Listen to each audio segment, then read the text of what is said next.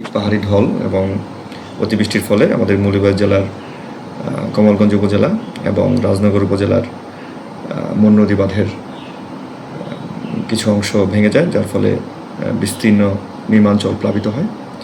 বিশেষ করে রাজনগরে ট্যাংরা, মনসুরনগর এবং কামারচাক ইউনিয়ন নির্মাঞ্চল প্লাবিত হয়। আমাদের হিসাব অনুযায়ী এই কমলগঞ্জ, রাজনগর এবং সদরের কিছু অংশ নির্মাঞ্চল প্লাবিত হয়েছে। প্রায় 40,000 মানুষ ক্ষতিগ্রস্ত হয়েছে।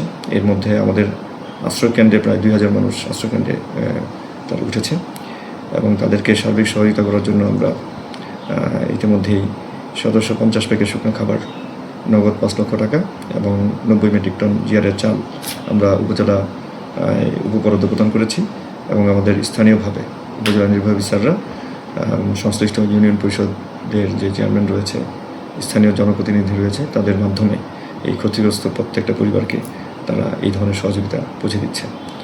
এখন পর্যন্ত আমাদের বন্যা পরিস্থিতি শারীরিকভাবে উন্নতির দিকে। বাংলাদেশ পানি উন্নয়ন বোর্ডের তথ্য অনুযায়ী জেলার প্রধান প্রধান নদীর পানির যে প্রবাহ সেটা কমছে, তবে আমাদের বন্যা পরিস্থিতি ধীরে ধীরে উন্নতি হচ্ছে।